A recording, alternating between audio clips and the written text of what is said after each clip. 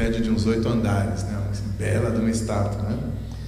E então ele faz lá uma equipe de louvor, tal, né? Com vários instrumentos, né? Você vê que quando a parada é errada sempre tem uma equipe de louvor envolvida, né? Toda igreja é assim. E aí os caras então tocam, e a hora que os caras tocam, todo mundo tem que se ajoelhar. E você vê então que ele fala de pessoas de todos os povos, nações, homens de todas as línguas, porque na verdade a história nos mostra, né, os historiadores registram, que a Babilônia nessa época ela de fato tinha essa estratégia de dominação, né, para que uma cidade dominasse um território tão gigantesco, né, que seria tipo, metade da Europa de hoje em dia, né, da União Europeia, metade da União Europeia mais ou menos. Eles tinham o seguinte esquema: eles invadiam o local, né, militarmente e tudo mais, começavam a cobrar impostos, e eles quebravam a estrutura social, tirando especialmente a elite da cidade, desse povo conquistado, e levando esse pessoal, essa elite, aqueles que tinham sobrevivido à guerra, para a Babilônia.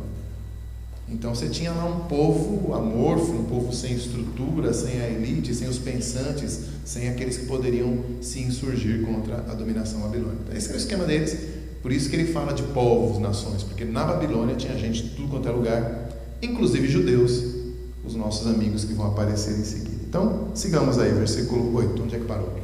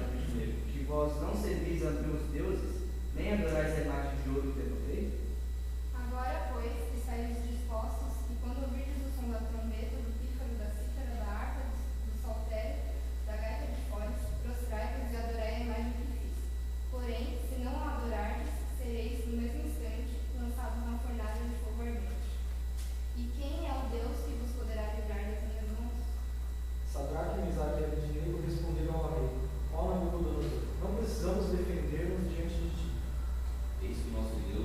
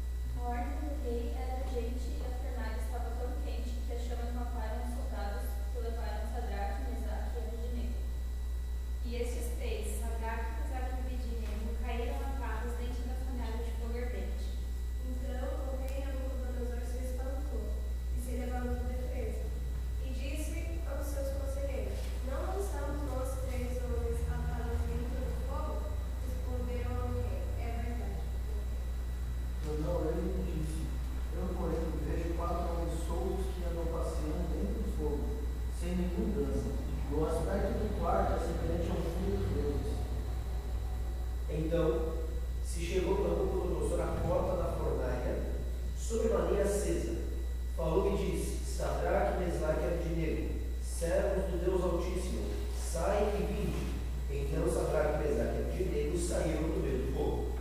Ajuntaram-se os sátrapas, os prefeitos, os governadores e conselheiros do rei, e viram que o fogo não teve poder algum sobre os corpos desses homens.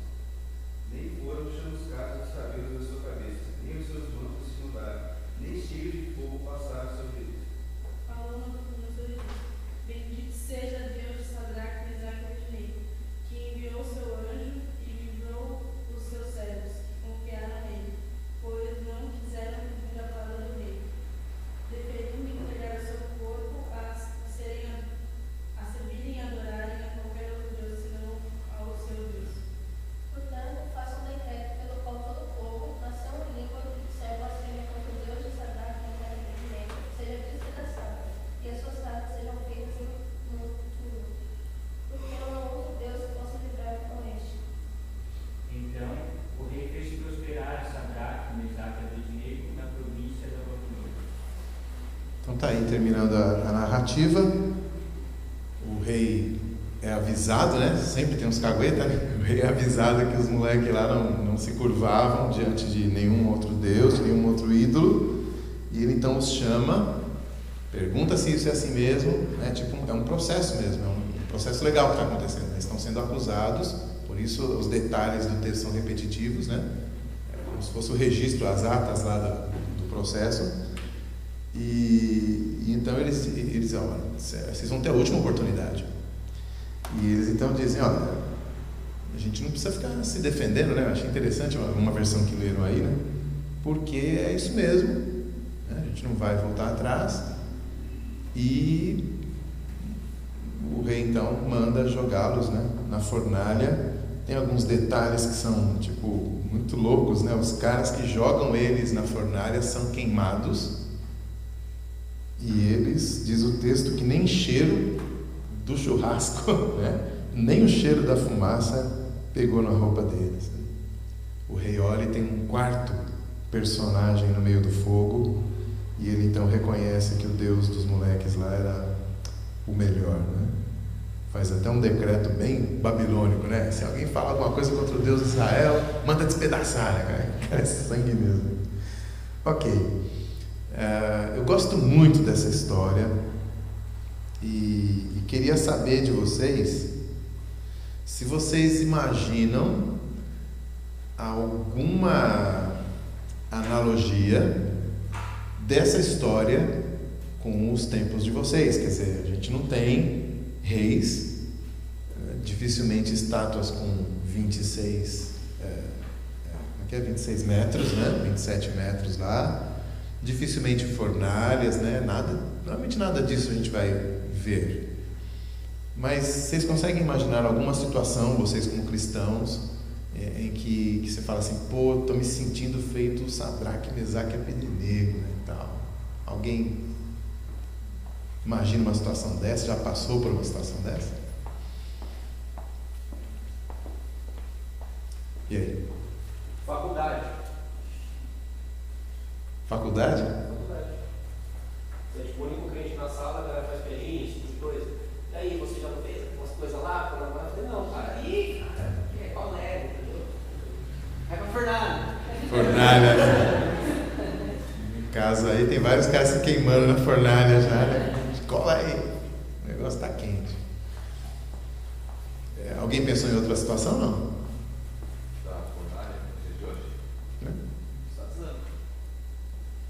Tá. Se você não nega, aí eles te queimam vivo, corta sua cabeça, ou vai.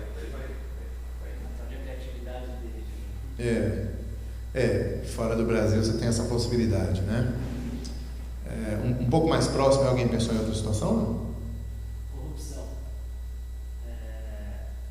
Muitas vezes as pessoas são submetidas à situação onde ela pode se corromper, e se você nega a oportunidade da corrupção, às vezes você é retalhado por isso, ou é um tipo de pressão também que é complicado de lidar. A fornalha era como se fosse uma punição para eles não terem se adequado aos modos e às ordens daquela época, no caso. Isso. A fornalha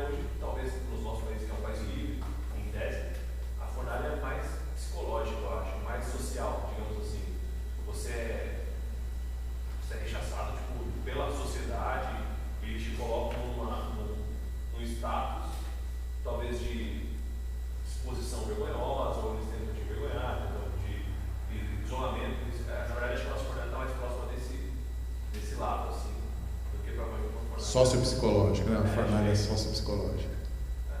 Tá. Bacana. Pastor, aplicando isso aí seria, por exemplo, eu sou contra o movimento LGBT. Uhum. Eu sou colocado na fornalha. E vários eu já fui colocado na faculdade, por causa disso. Na faculdade. Porque minha faculdade é muito forte no movimento. Uhum. Aí eu já fui queimado. Bacana. Vamos pegar então essa ideia, né? O Pipo, né? A primeira ideia já foi a do Pipo de faculdade, né?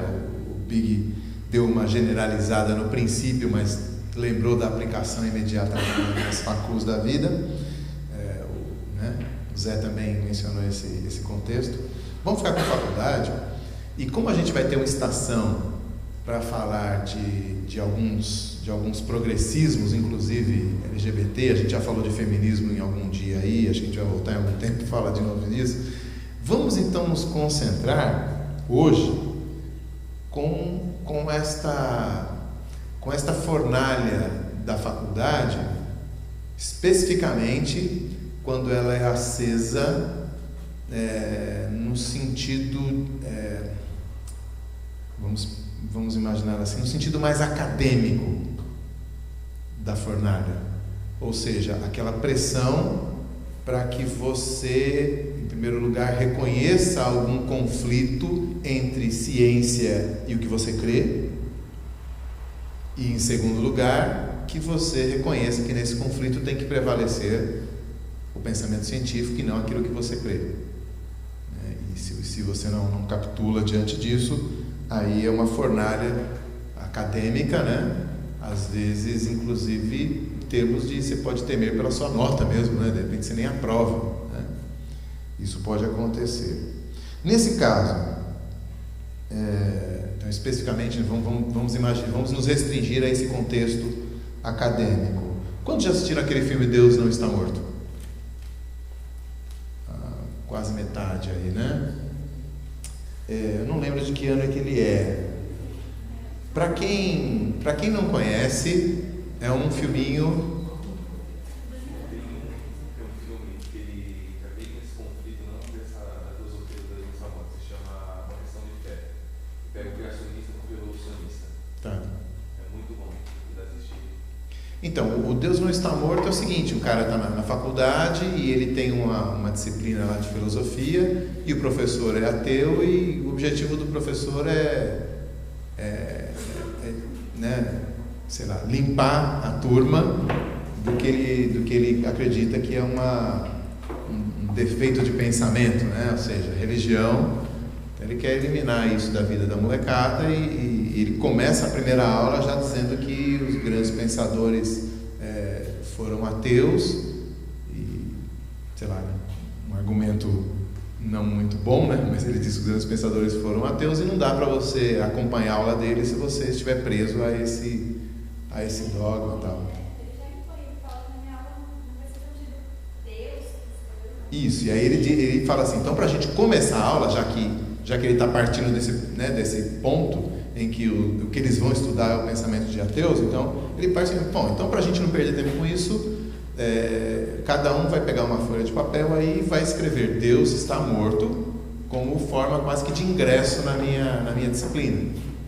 E aí tem um carinha crentão lá que começa, tenta escrever e não consegue e tal, não sei o quê, e ele não consegue entregar o papel, e o professor então devolve, né, para ele e fala assim, então, você agora precisa apresentar, né, um trabalho no qual você prova que Deus não está morto, né, que Deus está vivo.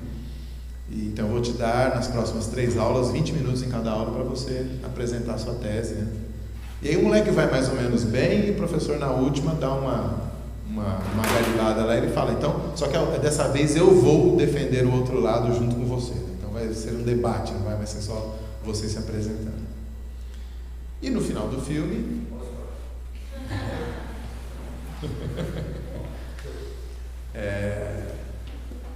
eu vou ter que dar um spoiler. O filme é velho, se você não assistiu, se vira. No final do filme, tá bom, eu não vou dar spoiler. É o seguinte.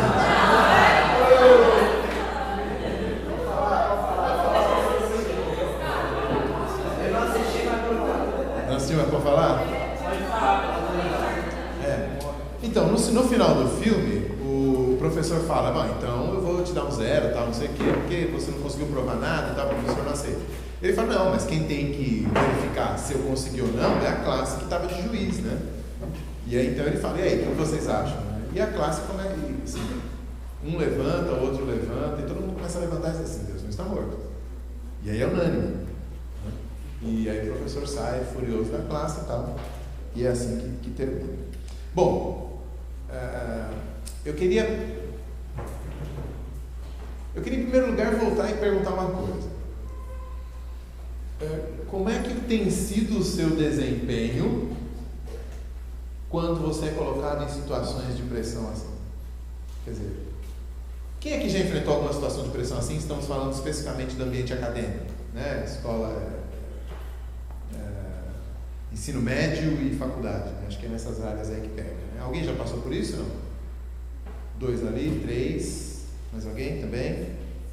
Também? Não. Quase metade já passou por uma situação dessa, né? Vocês que já passaram, vocês podem nos dizer aí como é que foi o seu desempenho? Vocês foram meio Sadraque, Mesaque e Abdenego? Vocês deram uma riada, deram uma quiabada lá, fingiram que não era com vocês? Como é que foi o negócio aí? Pode abrir o coração, né? A gente está gravando, vamos colocar no YouTube depois, mas... Quem pode falar aí? Fala, Big. Na verdade, a fornalha responde acadêmica é uma consequência de uma intolerância do outro lado, porque basicamente a sociedade que a gente vive hoje, se você não tem os pressupostos materialistas, naturalistas, automaticamente você merece uma fornalha. E essa afirmação é uma falácia, né? Eu não sei de onde veio isso, porque da nossa parte, se eu tenho uma coluna diferente da dele, eu não vou abrir uma fornalha porque ele discorda de mim. Mas isso é muito comum do outro lado. Eu mesmo estava numa discussão dessa ordem, e ele falou, como você não acredita em tal coisa?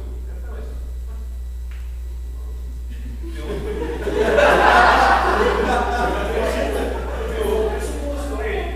Não, mas o meu pressuposto aqui tem bases e tal. Eu falei, mas o seu pressuposto é quase tão axiomático quanto o meu. Agora você está falando difícil. Não, Não, segura essa parte aí, depois a gente volta nisso. Tá? Mas então você... e aí você debateu. Basicamente, assim, a minha crítica a qualquer tipo de discussão desse nível nos dias de hoje é que se fosse uma discussão saudável e que não houvesse fornalha, apenas ter um diálogo mesmo, uma coisa. Mas o que acontece é que eles te colocam na fornalha simplesmente porque tem um pressuposto diferente dele. E isso na verdade é a coisa mais ilógica e racional que tem. E eles enxergam isso. A gente poderia até dizer anticientífica, né? Uma vez eu falei assim, ó, o método científico não prova o método científico. Isso é pior. Aí, nossa, quase me mataram. Aí eu fui pra Vai lá, quem mais, Pedro? Eu cheguei a virar uma fornalha, tive um professor de sociologia no ensino médio, que além de, na série, tinha visões diferentes, falta de visões diferentes. Eu não vou entrar muito nos detalhes do as questões, mas o fato é que meu curso claramente é o que ele fazia em sala de aula, porque ele passou o ano inteiro batendo na mesma tecla, buscando doutrinar os alunos, e eu sempre propus a ele, e ele me reprovou nessa matéria. Reprovou mesmo? Eu reprovei direto. E aí você conseguiu outro professor no outro ano? O que foi? Aí No outro ano você foi de ateu mesmo e já era? Passou com 10. Aí eu saí da escola, fui trabalhar com supletivo para acabar mais rápido, mas eu mantive a minha posição e até hoje, eu ainda tenho no Facebook, até hoje continua alguns debates, mas eu nunca mudei a minha posição a respeito daquilo que eu acreditava. Tá. Mas eu cheguei a pegar uma fornalha de fazer isso. Tá. Mais alguém que tinha levantado a mão aí? Diego? Não, mas ele falou, Então você pede pra eles, vai pegar a coisa que ele falou, cara. É que você viu como que é, né? O filme de transição, mas eu não gosto dele. Porque ele coloca uma história muito falsa. Todo mundo que fala, beleza, Deus e tal. Não é assim que acontece. Aí, olha a história dele. Olha, ele, né? É problema. A câmera não pegou isso, deu mal. A câmera não pegou isso. O pessoal no Brás tá largado, velho. Ele é uma história clássica de uma pessoa que defende o cristianismo, aí colocaram de verdade na Fernanda, porque foi colocado mais ou menos dessa maneira, né? Deu um sustinho, mas depois aí ficou tudo bem, né? Até o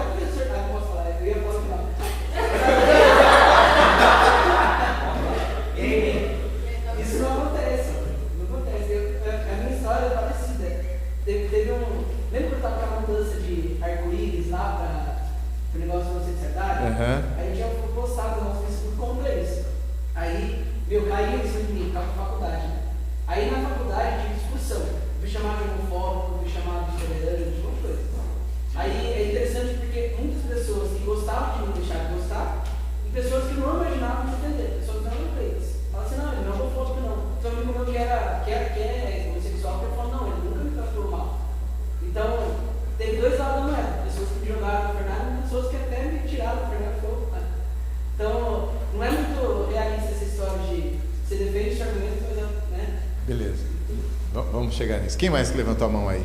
Aqui? Não? Não? Aqui? Lucas. É Lucas mesmo, né? Eu não sei, eu sempre fui até com minha família. Minha família é muito tipo, pode tudo, faz isso aqui, LGBT, tem que ser mesmo, não sei o quê. E eu sou tido como o mais cabeçador da minha família.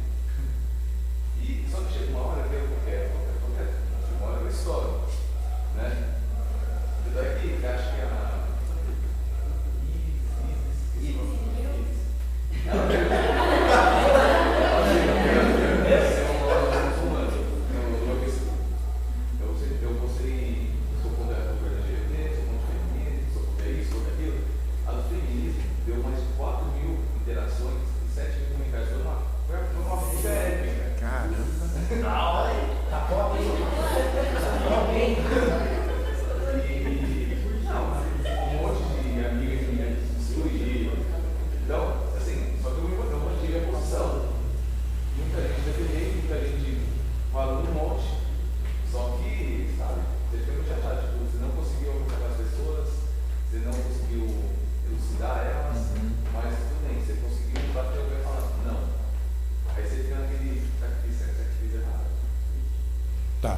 Mais alguém que tinha levantado a mão? Questão mais no ambiente acadêmico. Fala.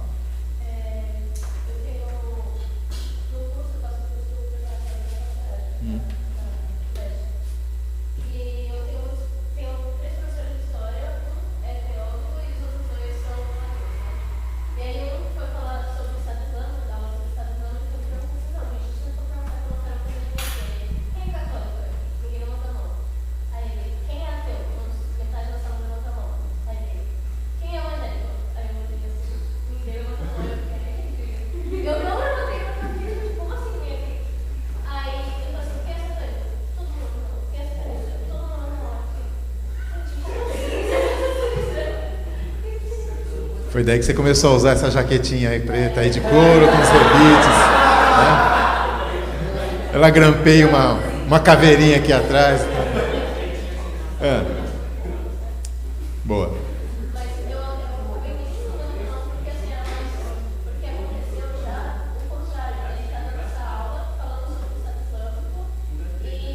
Turma do fundão aí, faz favor. É você mesmo, Matheus. Big também. Turma do fundão.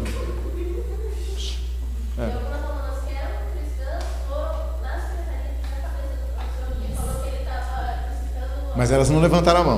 Não, mas elas foram na diretoria pedir, falaram, eu quero que esse professor seja demitido. E ele estava perguntando mais para saber, falou assim, gente, não quero que ninguém, não quero que ninguém inscrição, mas é que eu não vim para trás, mas para frente, todo mundo levava tudo para essa frente. Eita. Como assim? Mas é uma coisa de até, eu acho, por inclusão. Não é só para frente, porque tá na modinha hoje em dia, às vezes.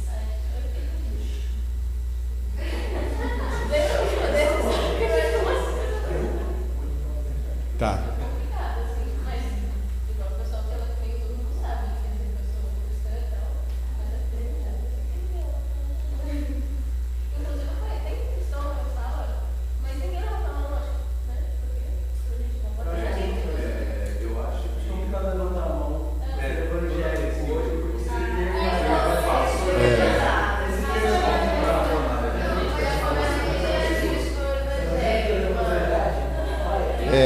Tá complicado mesmo, tá complicado. Fala, Letícia. Peraí, vamos lá. Já aconteceu isso numa aula na faculdade, eu me surpreendi, porque, tipo, 30, 40% da sala levantou a mão falando que era católico ou evangélico. E, tipo, claramente é uma democrática, mas tudo bem. Mas foi tranquilo, não sei. Eu não sei se o pessoal, se a pessoa falou, gente, tem mais de 50 católicos na sala, fazendo isso na sala, vão bater na gente, então não. Vai que... Não, e hoje em dia, porque o termo evangélico é muito pejorativo, né? Hoje em dia. Você apoia, então, não apoia, apoia. Aí você fica, não, gente, não apoia. Não, eu sou cristã de verdade.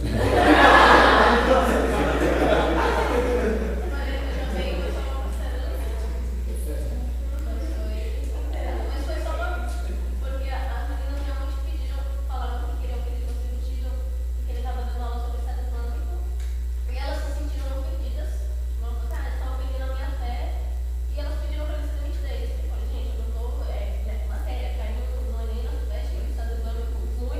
Elas eram muçulmanas? Não, elas eram cristãs e falaram que ele estava ofendendo a fé delas, falando que... Enfim, tá bom. Esse povo tá difícil. Tá. É o seguinte, como o Zé lembrou, o filme, ele, assim, em termos de cinema, não é um bom filme. Eu tenho que falar isso porque senão o Davi depois vai vir me encher as paciências. Em termos de cinema, não é um bom filme, ele é muito clichêzento, né? Então, não é bacana isso. Agora, talvez a questão mais complicada é esse final feliz que ele dá, né? Porque todo mundo levanta a mão e diz, não, realmente Deus não está morto. O professor fica, né, derrotado lá, ainda sai e tal, e tem um spoiler que eu não vou dar porque não é necessário para o nosso papo aqui, no final do filme. Agora, o caso de Sadraque, Mesaque e Abednego também tem final feliz. Na verdade, top, né? Os caras são jogados na fornalha, quem joga eles é queimado. Deles parece que só queima as cordas que estão amarrando eles, né? Porque eles nem atados mais estão, né? E fica ali tipo dando um rolê no meio do fogo e tal, um negócio, né? Em termos de final feliz, não tem mais, né, do que isso.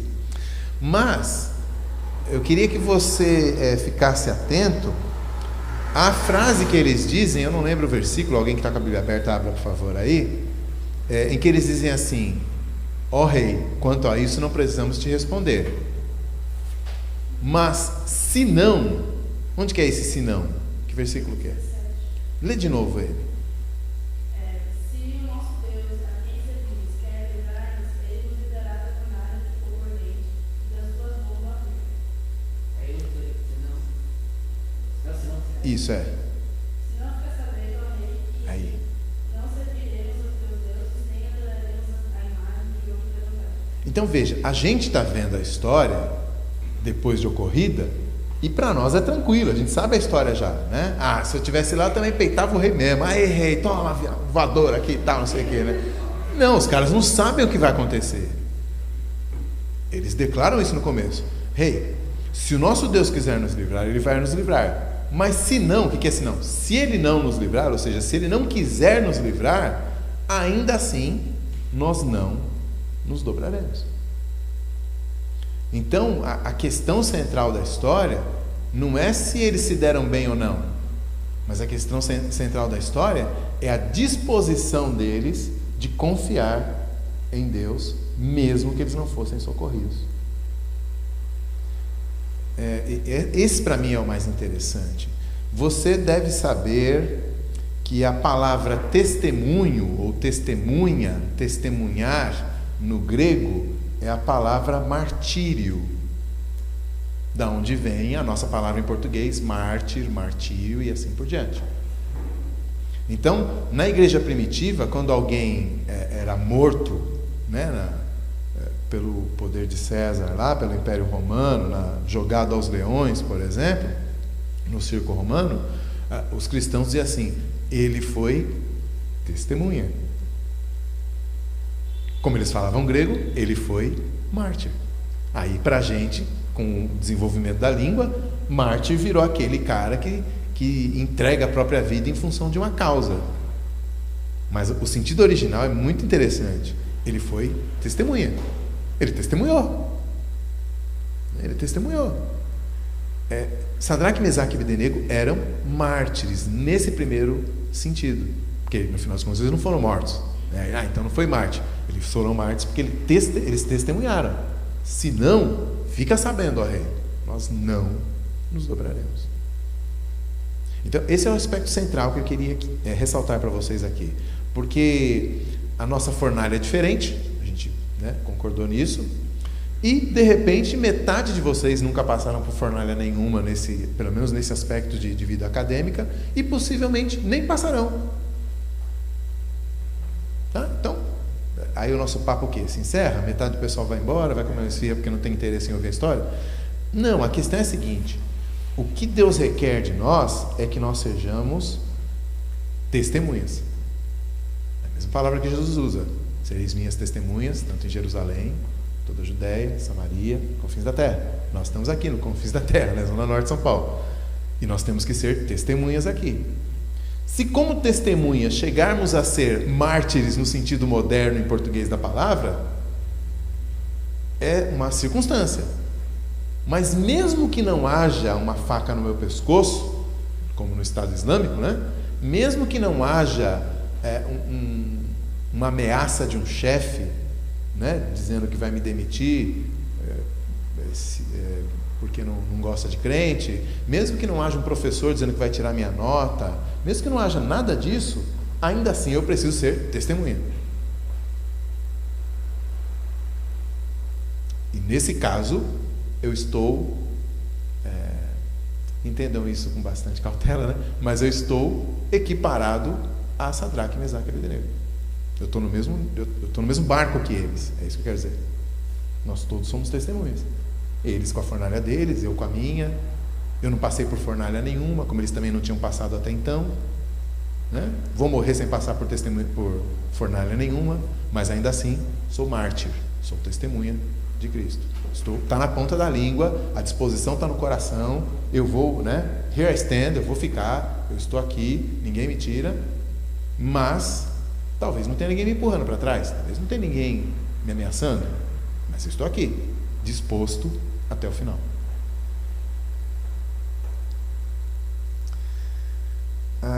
Então os resultados não são garantidos, mas o que é garantido é que Deus não aprova a nossa passividade. Quando as coisas estão acontecendo à nossa volta, nós vivemos num mundo cada vez mais anticristão, não apenas não cristão, mas anticristão.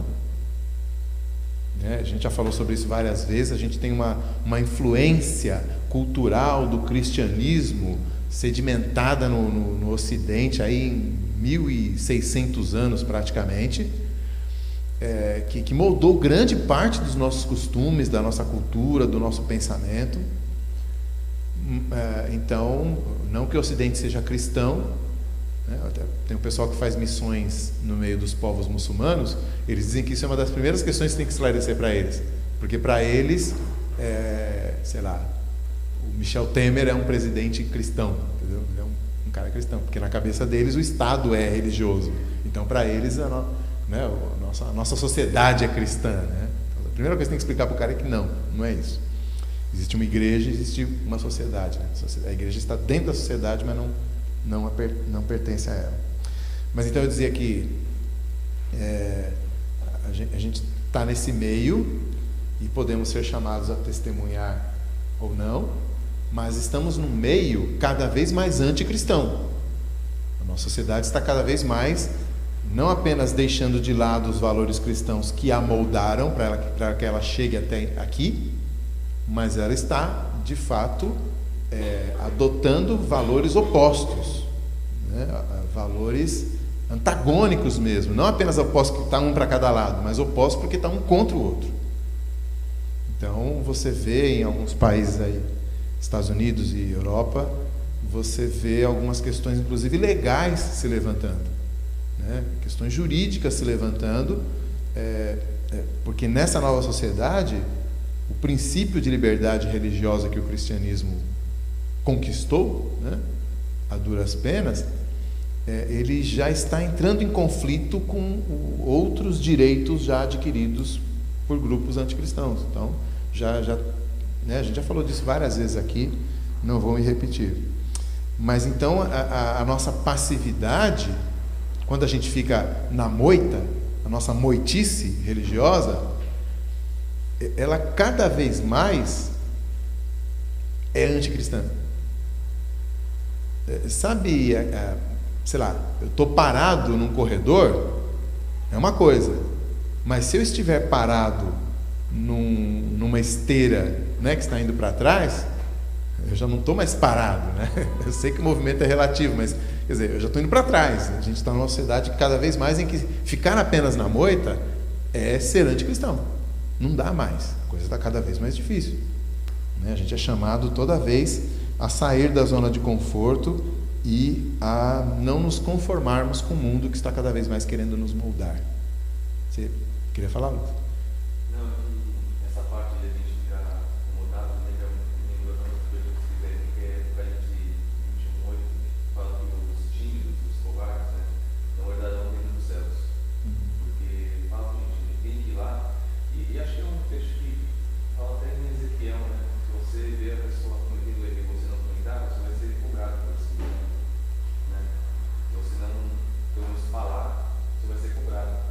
atalaia tem que avisar que há perigo, né? Sim, exatamente. Porque uma coisa é você não saber, mas a partir do momento que você vê e você não avisa, você está sendo conivente. Eu creio realmente que Deus nos dá, Deus cruza a nossa vida com as pessoas, não aleatoriamente. Quando Deus cruza a sua vida com um colega de sala que é, sei lá, né, ou é gay, ou é ateu, ou qualquer coisa assim, que não seja, né, que seja anticristã, ele está te comissionando automaticamente. Eu não tenho nada a ver com isso.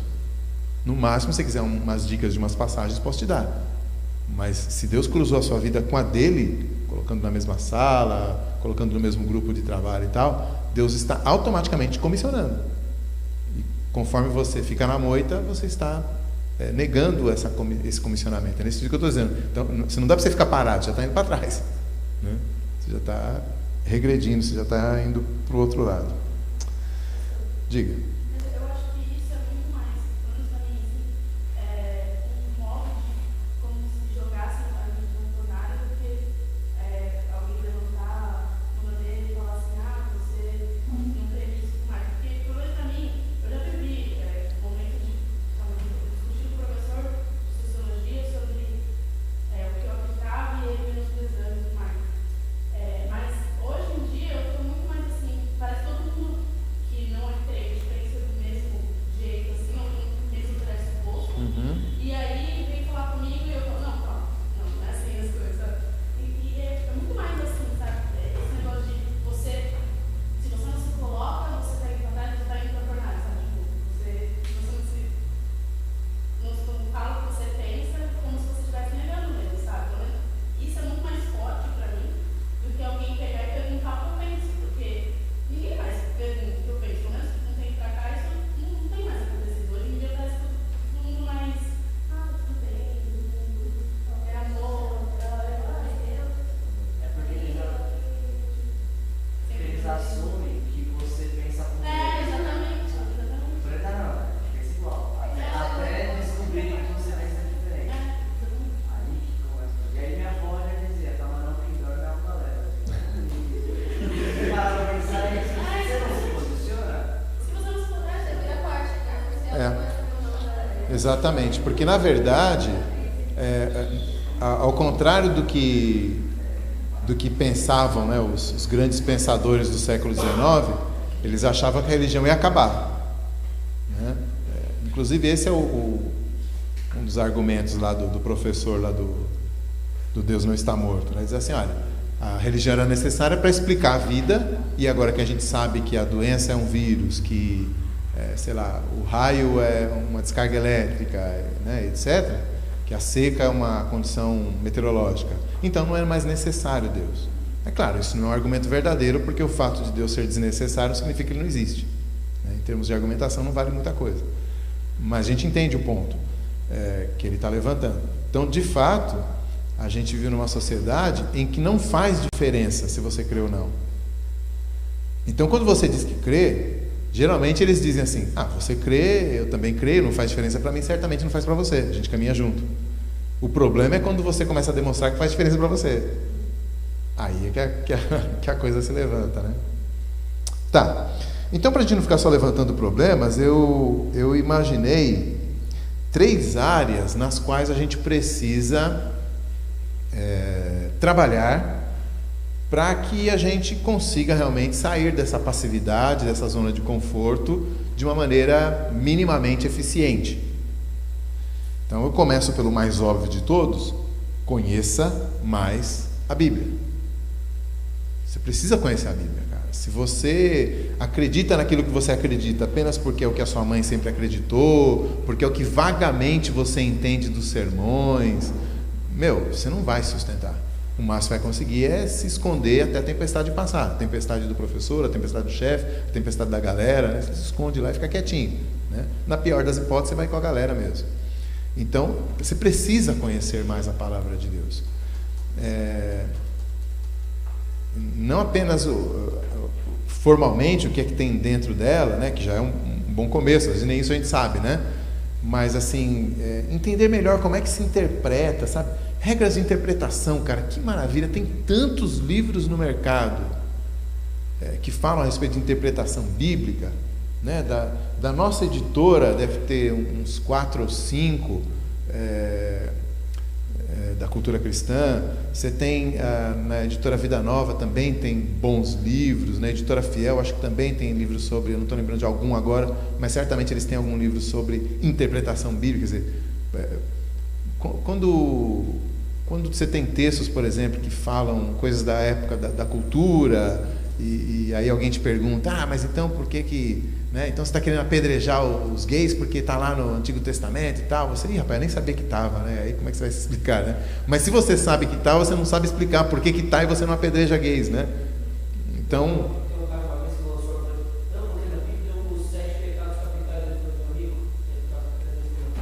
Então, quer dizer, numa dessas, se você não conhece, você acha que perdeu a batalha, né, no sentido de que o cristianismo perdeu, mas não foi só você que vacilou mesmo, né? E se tiver gente em volta, fala assim, tá vendo, cara, né? O cara tá certo, né? Olha lá, como eles não têm resposta. Então, não seja passivo, não seja moita, mas para isso, pesquise mais, gaste um pouco mais de tempo com a tua Bíblia, lendo, estudando, compre alguns livros, sei lá, talvez você tenha que deixar de assistir, não o Homem-Aranha, né? Mas assim, sei lá, algum outro filme você pode deixar de assistir para comprar um livro, né? Homem-Aranha não dá pra gente. Você pode deixar de assistir Deus não está morto para comprar um livro, né? Prioridades. Parcela o livro, sei lá, não precisa deixar de assistir o filme, né? Homem-Aranha é complicado. Então, eu tenho problemas com filme. Tá. Tá. Bom, de repente. Mas peraí que a gente já chega nessa parte. Então, conheça mais a Bíblia. Inclusive, tem alguns textos ali de Mateus, eu separei só no capítulo 10. Só no capítulo 10. Alguém lê para mim o versículo 16 ao 20. Jesus falando. Tem um outro aspecto central do Conheça a Bíblia. Lê bem alto aí. Eis que eu vos envio como ovelhas para o meio de lobos. Sede, portanto, prudentes como as serpentes e simples como as pombas. E acautelai-vos dos homens, porque vos entregarão aos tribunais e vos aceitarão nas suas sinagogas. Por minha causa, sereis levados à presença de governadores e de reis, para lhes servir de testemunho a eles e aos gentios. Servir de testemunha, mártires. Continua. E quando vos entregarem, não cuideis em como ou o que haveis de falar, porque naquela hora vos será concedido o que haveis de dizer, visto que não sois vós os que falais, mas o Espírito de vosso Pai é quem fala em vós. Lê um pouco à frente aí, Zé, o 28. Não temais os que matam o corpo e não podem matar a alma. Temei antes aquele que pode fazer perecer no inferno, tanto a alma como o corpo. 32 e 33 para fechar. Portanto, todo aquele que me confessar diante dos homens, também eu confessarei diante de meu Pai que está nos céus. Mas aquele que me negar diante dos homens, também eu o negarei diante de meu Pai que está nos céus. Então ele fala, eles vão te levar. Veja que aí ele não fala de nenhum final feliz. Aí Jesus não fala, o rei vai se converter, né, o reitor vai, não o rei, o reitor vai se converter, o coordenador do curso vai se converter, a galera toda vai levantar a mão, Deus não está morto. Não, ele não fala nada disso. Ele só fala que você tem que ir e ser mártir. E ele fala o seguinte, você não precisa de temer os reis, né, os príncipes, os imperadores, os chefes de departamento, os coordenadores de curso, os professores, os ateus. Você não precisa temer nada desses caras. O único cara que você precisa temer sou eu. Só eu. É isso que ele está dizendo. Então é aquilo que eu falei para vocês. A questão é a disposição de mártir. E se der certo lá de, né, você dar um rolê na fornalha, além de pagar de né, de bonzão, beleza, lucro seu. Mas talvez você fique queimado, e aí? Talvez você perca o emprego, e aí? Talvez você perca o curso, perca a nota, perca amigos, né? Perca interação social, perca seguidores no Face. Algumas coisas você vai perder. Jesus não está dizendo que você não vai perder, ele só está dizendo que é melhor você temer a Ele do que temer as pessoas que podem tirar essas coisas de você. Mas e daí? Então, além de conhecer a Bíblia no sentido de, como é que você vai argumentar se você não sabe nem o que você crê? Eu também digo, conheça a Bíblia, porque ela tem promessas maravilhosas que são suficientes, caso você as conheça, para que você se levante e fale, cara, é isso que eu creio e acabou.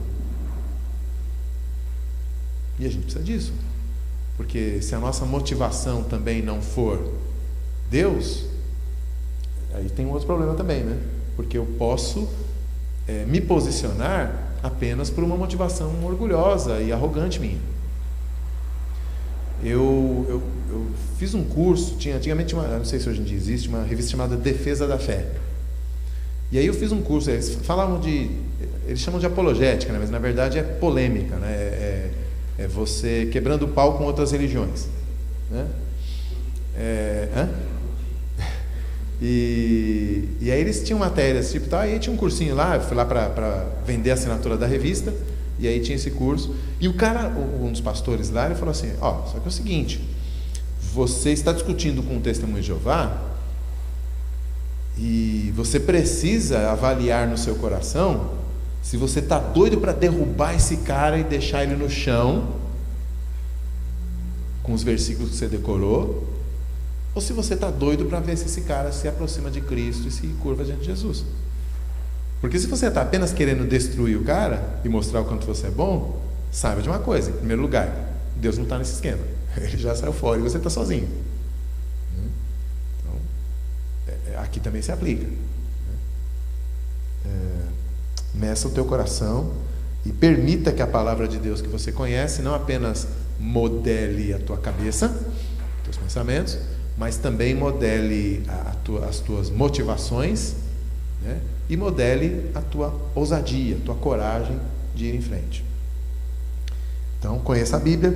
Segundo lugar, conheça a teologia, né? Vá na escola dominical da sua igreja, preste atenção no sermão. Tem uns livrinhos bacanas também, com linguagem interessante, alguns autores bem consagrados, né? Assim, que tratam de vários assuntos de maneira legal, que não dá aquela viajada na maionese, né? Um dos livros assim que trata de quase todos os assuntos que eu gosto de recomendar é um do reverendo Leandro Lima, aquele que é de Santo Amaro e tal, chamado Teologia para a Vida? Razão da Esperança. Nada a ver uma coisa com a outra. Razão da Esperança. É um livro de umas 600 páginas, ele tenta passar por todos os assuntos da teologia, numa ordem lógica, tal, existência de Deus, Bíblia, Jesus, Salvador, pecado, tal, até escatologia, lá, últimas coisas. É uma teologia sistemática bem explicadinha, não muito profunda, mas é uma linguagem não técnica, eu acho que legal. Mas, mano, dá uma pesquisadinha, pergunta para o seu pastor lá o que ele te recomenda, tal. Vale a pena. E por fim, apologética. Aí sim, né? Apologética no sentido mais clássico. O que é apologética? Tem muitos livros sobre isso sendo editados em português, vale a pena você dar uma pesquisadinha. Apologética inclui pelo menos duas coisas. Em primeiro lugar, lógica formal. A gente não tem essa formação naturalmente, né? Quem não faz cursos de filosofia não manja nada disso, a gente não para ver isso, a gente não estuda isso na escola e a gente não sabe fazer isso direito. Mas muitas vezes o argumento que vem contra você nem argumento e você fica se matando para refutar um argumento que nem argumentou. Então você precisa às vezes estudar um pouquinho sobre lógica para você olhar o argumento do cara, desmonta ele, assim, tira a maquiagem e fala assim, não, devolve, você não me disse nada, né? Você não me disse nada. E esses livros ajudam nesse sentido, né? O Big agora está liberado para falar a respeito do método científico aí, que é um exemplo interessante. Vai lá. Na verdade, eu tive que estudar bastante hipodinâmica na prática, porque, para quem não sabe, eu sou físico, física é uma coisa bem chata. E... Com a sua exceção, claro. Né? Eu sou chato também. Tentei te ajudar. E pelo menos na faculdade eu tenho muitos contatos com as pessoas, e se começa o evangelismo ali, já começa com uma parte toda diferente. Porque ele primeiro acredita na vida. Então você tem que partir pelo menos na teologia com uma área que chama teologia natural. O pastor pode corrigir se estiver errado, acho que esse é o nome, né? Teologia natural. Que parte do princípio de provar as coisas, provar a essência divina e a veracidade das escrituras a partir de argumentos lógicos, né? E é interessante que eles sempre criticam e falam que o cristianismo em si não tem muita base lógica, não tem muita base formal, não existem razões plausíveis para eles crerem. E aí eu caí nesse problema que o senhor comentou, que eu estava conversando com meu amigo e tal, meu parceirão mesmo, até hoje, e ele estava falando, não sei o quê, porque eu acho que a ciência prova tudo, tal. E eles creem que realmente a ciência prova tudo. E eu sou de uma tese de que, ao longo das eras, a humanidade e os deuses mudam, né? E a ciência é um deus hoje. Um ídolo de 27 metros de altura, né? Talvez até mais. Exatamente. Então, assim, eu falo isso pra eles. Uma vez eu levantei a sala numa aula de filosofia da física, eu falei, todo mundo aqui é religioso, mano. Todos aqui são religiosos. E eles não acreditam, mas tudo bem. Aí eu tava na conversa com ele, ele falou, a ciência prova tudo. Eu falei, prova tudo? Mas prova tudo? Aí ele prova tudo, não sei o que, por mais que a gente não entenda hoje, um dia a ciência vai chegar para o ponto que ela vai explicar o fenômeno que você não está conseguindo explicar hoje. Então eu falei, então tá bom.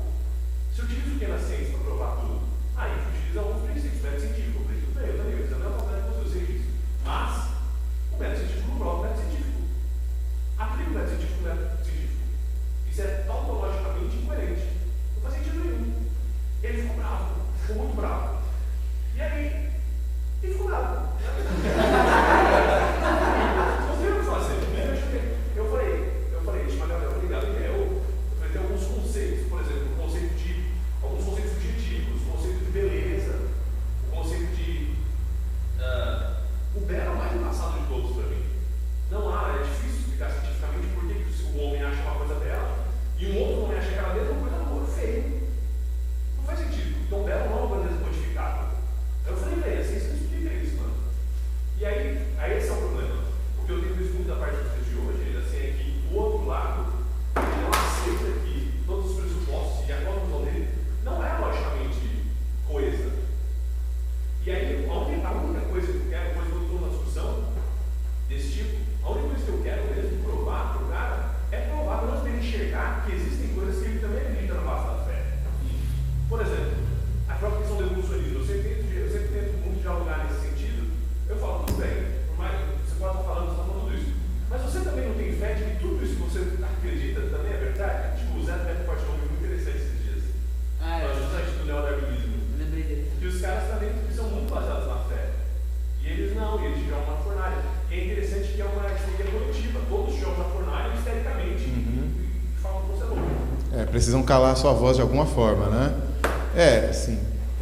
Na verdade, pelo método científico, você não consegue nem provar que existem outras pessoas ao seu redor, né? Assim, porque você precisa dos seus sentidos para empiricamente observar isso, mas como é que você prova que seus sentidos são confiáveis? Não tem como provar isso. Tem 30 segundos, eu vou falar só uma vez um desfecho que eu tive uma conversa lá no estúdio.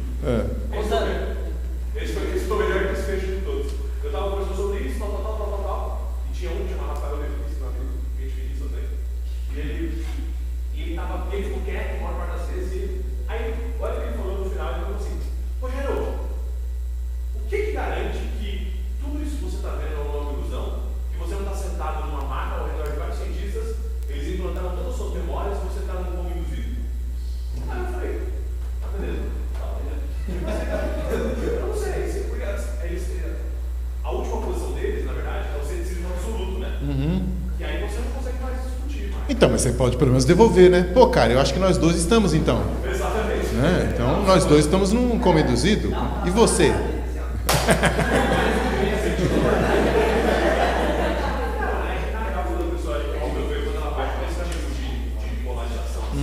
Ela não quer realmente discutir mais.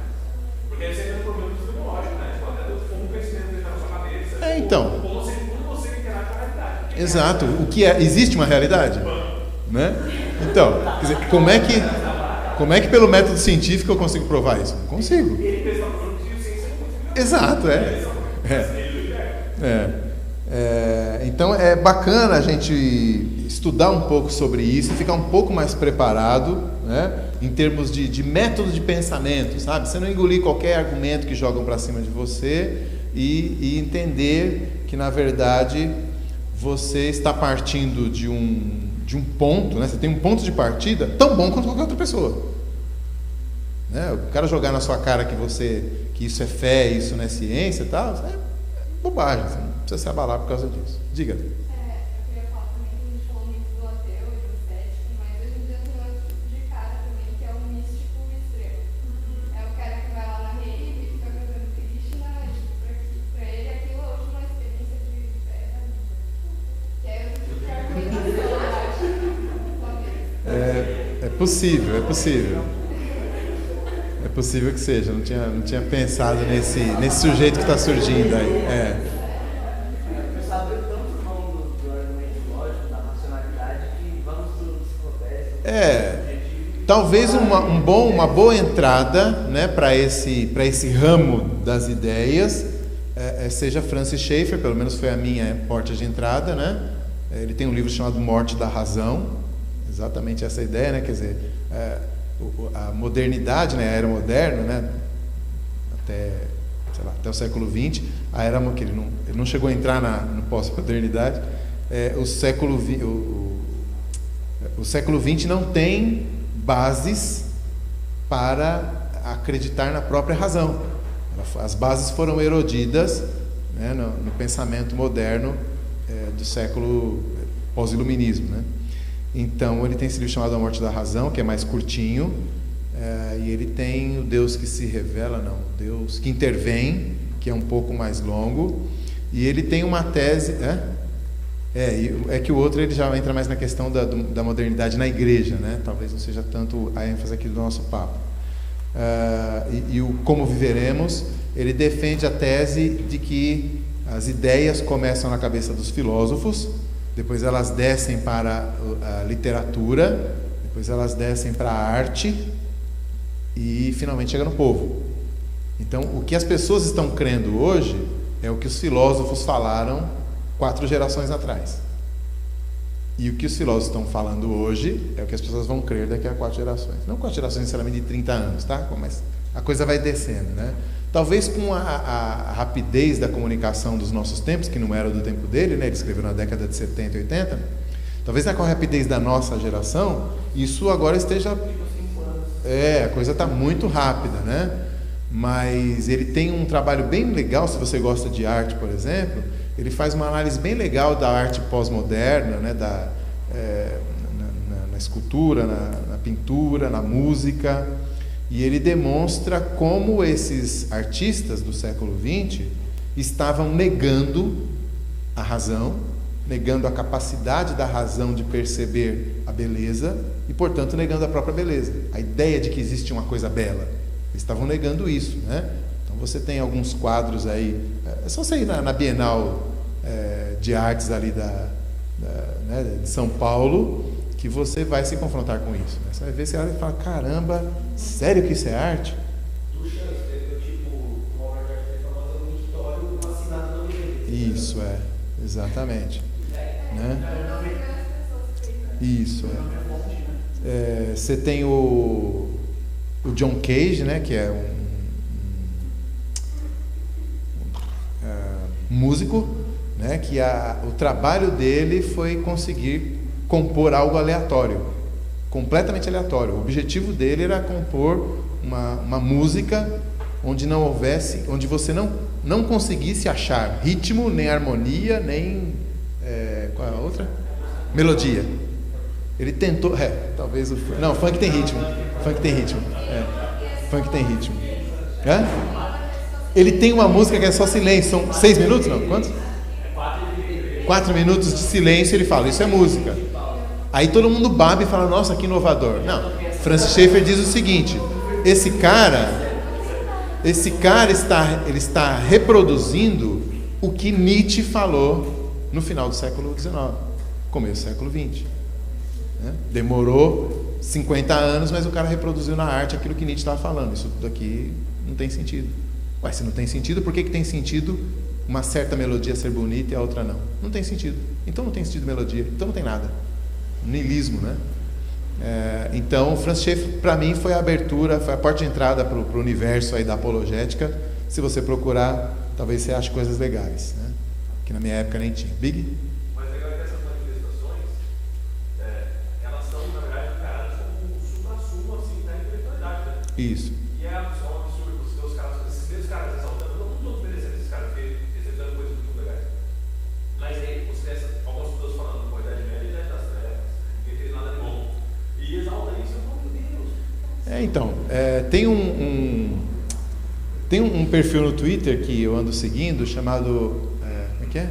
Architectural Revival, acho que é isso. E os caras são assim xiitas em relação ao modernismo, né? Então os caras odeiam. E aí tem uma imagem, né, um meme deles lá, em que eles mostram edifícios espelhados daqueles que tem aqui na Perrine, né? Aqueles edifícios enormes, espelhados e tal, não sei o quê, e mostram com as cidades, né? Então, quer dizer, não existe mais uma expressão arquitetônica japonesa, alemã, americana, brasileira ou não. Tá tudo, eles mostram isso, você não tem como você identificar de onde é aquele prédio. E aí, no outro, eles mostram a arquitetura de cada país, né, assim, característica, que seria medieval, né, Idade das Trevas, né, feita lá em 1700, né, alguma coisa assim. E a ideia deles é a seguinte: cara, isso aqui é uma expressão humana. E os seres humanos são seres culturais. Isso aqui já não é uma expressão humana, é um negócio maquinal, né? Tanto é que não expressa personalidade nenhuma e tal, né?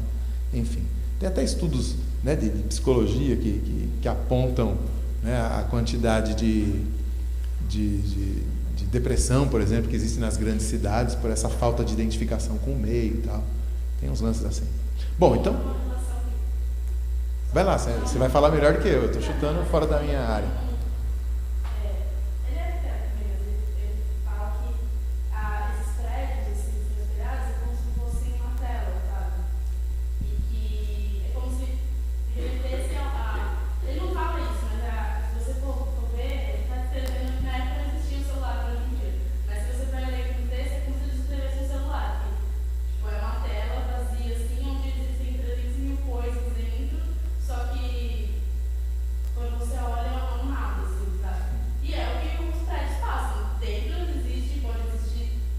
Abundante lá. E é fechado para o mundo, sabe? Então é uma crítica até. Por que a gente não pode viver a cidade tudo junto e precisa ficar numa caixa de ar-condicionado também? Perder a identidade. Até falando das igrejas, geralmente as igrejas algumas falam não criticando esse tipo de coisa, mas é criticando.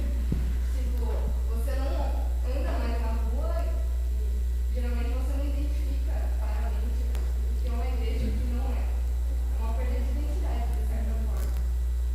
Verdade. Se você comparar isso com catedrais, né, tão comunicativas, né?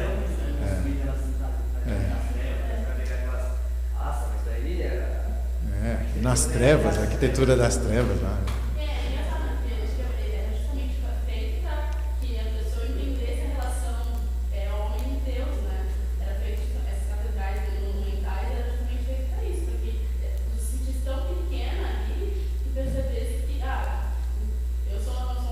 Você tem uma mensagem, né?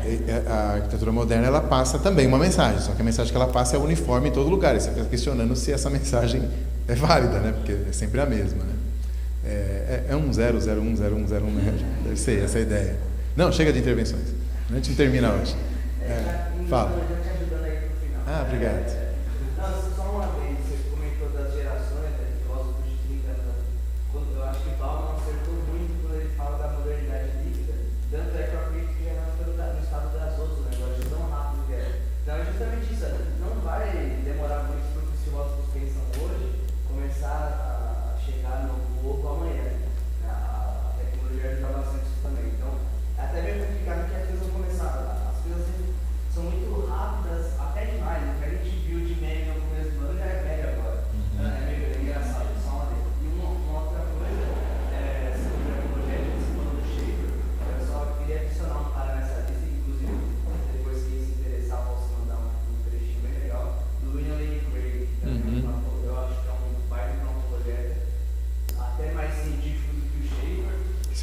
vida. É legal de começar, né? De ler primeiro, pra você começar. É outra linha, né? Porque a linha dele é mais da lógica formal e tudo mais. E aí, quem achou interessante ouvir aqui sobre argumento lógico, ou como você pode identificar o que é, ou o que nem chega a ser um argumento, ele fala sobre o problema do mal e a existência de Deus, enfim, eu posso mandar para ele. Bacana. Tem vários vídeos, né? Principalmente o William Lane Craig, que é um cara que se propõe a ser mais midiático, né? Ele tem vários vídeos no YouTube, você encontra ele em debates com ateus, em TV americana, ou em faculdades, ele dando palestras. Tem livro dele em português também. Eu acho que na página do Face da UMP, talvez até no próprio evento aqui, eu vou colocar alguns links para estimular vocês a procurarem a respeito disso. O Big, não sei se vai realmente, mas o Big é professor de adolescentes no semestre, nesse ano, né? E no semestre que vem eles estão estudando se vão entrar exatamente nesse assunto de apologética com a molecada, né? Para prepará-los. Antigamente a gente pensava que os jovens precisavam falar sobre isso, mas a gente está identificando que a molecadinha de 13 está precisando falar sobre isso, porque a coisa está pegando, né? Então, se você se interessar, o livro que talvez a gente use lá, não decidimos ainda, mas de repente você pode também pegar essa dica com o Big.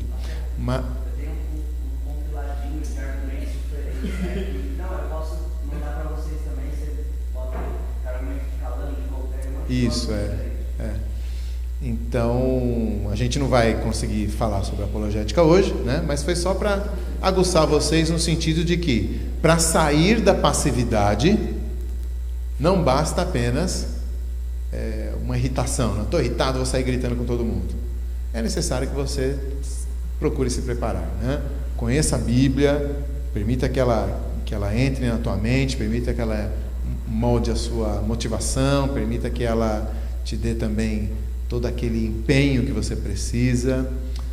Conheça mais de teologia, né? Busque estudar mais um pouco daquilo que você crê, porque às vezes tem perguntas, às vezes eu vejo esses debates assim de ateísmo e tal, não sei o quê, e assim, tem que se segurar para não rir, porque o cristianismo existe como sistema de pensamento há 16 séculos, e entre os pensadores cristãos estão alguns dos maiores nomes do pensamento ocidental. Aí chega um cara que assistiu um vídeo no YouTube ou fez um blog e ele acha que detonou, arrebentei com os argumentos dos caras. Peraí, cara, Agostinho está do meu lado, cara, São Tomás de Aquino está do meu lado, cara, né? Não é assim que funciona. E às vezes você ouve um cara desse falar um negócio tipo que todo mundo que o pessoal dava risada desse argumento no começo da Idade Média, né? Na alta Idade Média, lá embaixo, lá no comecinho, e você, mano, nunca tinha pensado nisso. Problema seu que você não tinha pensado nisso. Isso aí tem resposta faz séculos já, né? Então vale a pena dar uma estudada para você não pagar aí um micão gigante, né? E por fim, tem toda essa área de apologética, né? Se você procurar em alguma editora cristã, mas vai nas editoras sérias, né? Eu mencionei aqui Cultura Cristã, que é da Presbiteriana, a Vida Nova tem boa literatura, a Fiel, e tem uma editora nova chamada Monergismo, que também tem livros bacanas. Você entra num site desses daí e procura apologética, né? Ou Cosmovisão, você vai ter certamente um menu legal lá de livros que vale a pena comprar. Começa com 1, começa com 2, tal, e vai crescendo nessa área aí, que vale a pena, tá? Vamos sair da passividade. A gente não é chamado a combater fogo com fogo no sentido carnal, né? Quer dizer, não, eu vou lá e vou conseguir derrubar esses caras, como eu tinha falado. Mas certamente nós somos chamados a combater a carne com o espírito, né? E a espada do Espírito é a palavra. E a palavra tem alimentado homens mais inteligentes do que eu e vocês. E eles têm escrito coisas bacanas para a gente aprender com eles. Então vale a pena. Beleza? Você falou de várias coisas que passaram de pensamento, mas uma que é bem atual é a relativismo. Então, chegou a lógica, acabou a lógica, agora você fica... Beleza, você pode acreditar nisso, mas é a sua verdade. E por que eu falo isso? Porque eu vejo algumas pessoas usando a Bíblia pensando já no relativismo. Então, tipo, eu acredito nisso, tá? Você não precisa acreditar.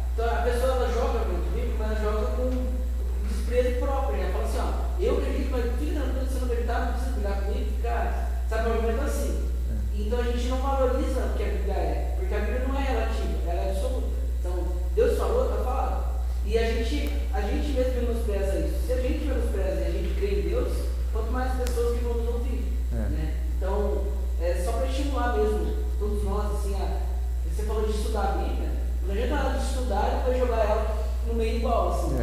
Porque hoje eu vi, por exemplo, um vídeo de uma feminista falando que a amamentação é natural. Você já viu esse vídeo? É uma besteira. E aí o cara começa a falar, não, porque o homem pode amamentar de modo natural, dando leite artificial. Olha, sabe, as palavras... Com uma mamadeira é natural para o homem amamentar. Mas aí você fala assim, não, mas eu discordo. Você fala assim, não, você discorda dessa verdade, verdade para mim. E aí fica num negócio assim, e aí, a gente não vai sair do lugar. Gente, na verdade, acho que eu ia falar isso e escapou no meio de uma dessas, né, uma frase minha, ou eu falei, vocês vão ter que ouvir de novo. Porque é o seguinte, o problema nos nossos tempos não é que você tenha uma religião e nem mesmo que você seja cristão. O problema nos nossos tempos é sola Escritura, solos Christus. Aí ferrou. Entendeu? Se você afirmar que só Cristo salva, aí acabou. Aí não dá. Só a Bíblia é verdade. Não, aí não dá. Então, mano, você acredita em Jesus, eu também, tranquilo, estamos juntos e tal, não sei o que, a gente caminha 10, 20 milhas. A hora que você falar assim, só Jesus salva, aí o bicho pega. Porque é a afirmação que não é admitida nos nossos tempos. Só. Um que é banda e outro que é espírito. Os dois falam que a gente é irmão. Então. Aí eu falei, não. Então é isso. Vamos encerrar? Vamos lá? Vamos orar? Pai Santo e querido, queremos em nome de Cristo Jesus, ó Deus, diante de tudo aquilo que conversamos, lemos, falamos, imaginamos, lembramos, queremos, ó Deus, nos colocar nas Tuas mãos como martirias, Senhor, como testemunhas, ó Deus, da verdade que é Jesus. Não queremos, ó Pai, ficar em cima do muro, não queremos, ó Deus, nos esconder, não queremos negar por omissão o nome do Teu Filho. Não queremos ser aqueles covardes, ó Deus, que não entram no reino dos céus. Nos ajuda nisso, Pai. Desperta o nosso coração, desperta a nossa mente, ó Deus, desperta a nossa boca. O Senhor falou que o Senhor mesmo ensinaria para a gente o que dizer. Então tira de nós qualquer temor, qualquer receio, Senhor, e nos dá aquela ousadia que os apóstolos tinham, ó Deus, que Sadraque, Mesaque e Abdenego tiveram, ó Pai. E que nós possamos, dentro das nossas próprias circunstâncias e ambientes diferentes do passado, que nós possamos também, por nossa vez, ficarmos firmes e termos humildemente bons argumentos para nos colocar diante das pessoas, perante as pessoas e demonstrar a razão da esperança que há em nós. Oramos te pedindo essas coisas, Senhor, em nome de Cristo Jesus que morreu por nós. Amém.